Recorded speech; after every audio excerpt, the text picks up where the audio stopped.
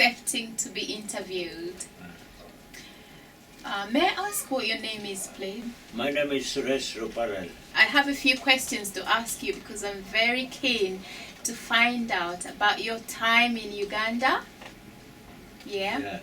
I understand you came here and you came from Uganda. Yes? Yeah. Okay. Can I start by asking you when you were born? I was born in 16th of June 1947 in Kamuli Mission Hospital. 16th of June 1947 1947, in Kamuli Mission Hospital, Kamuli Hospital. where all my brothers and sisters previous to me were born. Okay. So I had three brothers and two sisters older than me, Yeah. and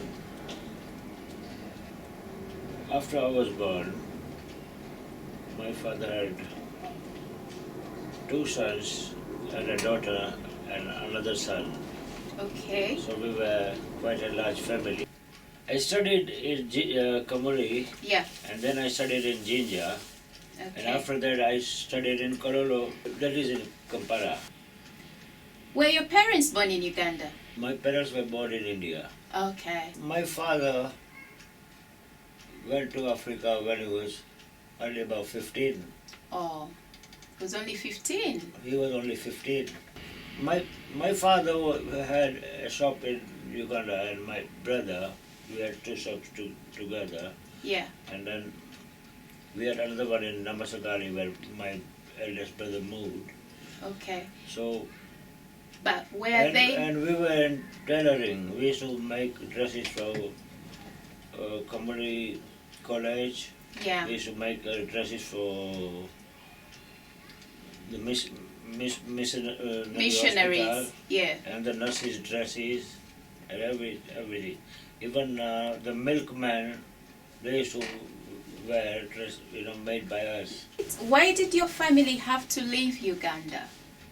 We had to leave in 1972 during the expulsion.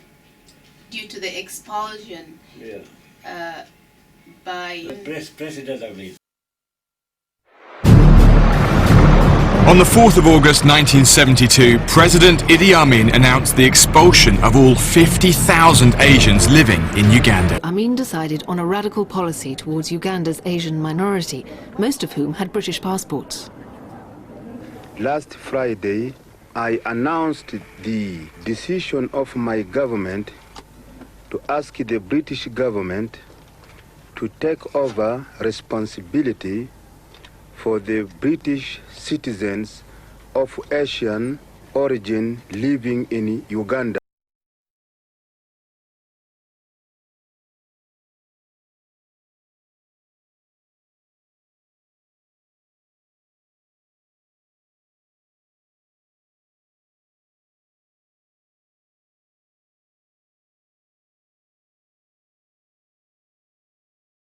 Having come from former colonial India, the majority of Ugandan Asians held British passports, so looked to Britain as a place of refuge. Those forced to flee turned out to be the lucky ones because over 300,000 of their fellow Ugandans were murdered during Idi Amin's rule. You left your life behind. You left everything behind. It was just like someone announces that, hey guys, the world is ending now. Where did you live when you had just arrived in UK? Where did you live when you came in, when your family came to the United Kingdom? Actually, first I was in a camp in Staffordshire, a small place called Ecclesall.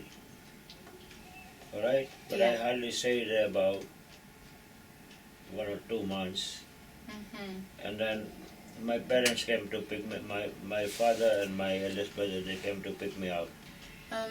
Going back to the time when you first arrived here, is there anything you didn't like about London? No, in the beginning, they tried. They were quite nice. All right. they look friendly and all that. But then after that, later we had a lot of racial tension and all that. Yeah. But we didn't, I mean, because if you don't think like that, you know, the idea don't come in your mind because I had a lot of friends who were blacks and whites and all that. So, you know, I didn't have problem settling. I mean, we could. And we were always moving together. So, how did it make you feel leaving your country in, you know, Uganda, leaving everything? How did it make you feel? It was,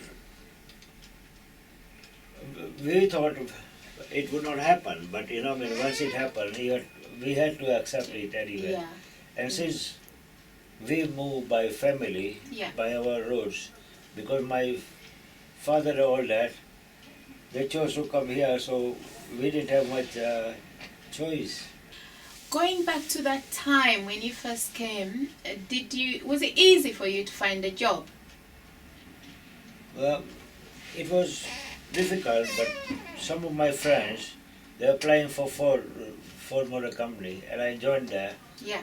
But actually, I was doing accounts in Uganda, and I had certificates from London Chamber of Commerce and Institute of Bookkeepers. Yeah. All right, and I got excellent. Yeah. So it was a big. I never know, but I had that time. They were not taking acid people on accounts job and all that. It was difficult. Yeah. And there was some boys who were not junior to me. Yeah. All right. Yeah. They were getting about £25, and they offered me 17, 18.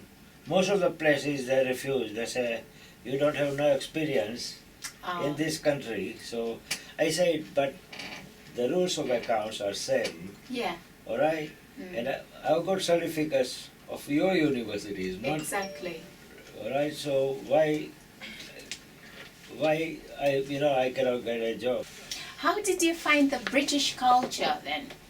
The culture here. The council.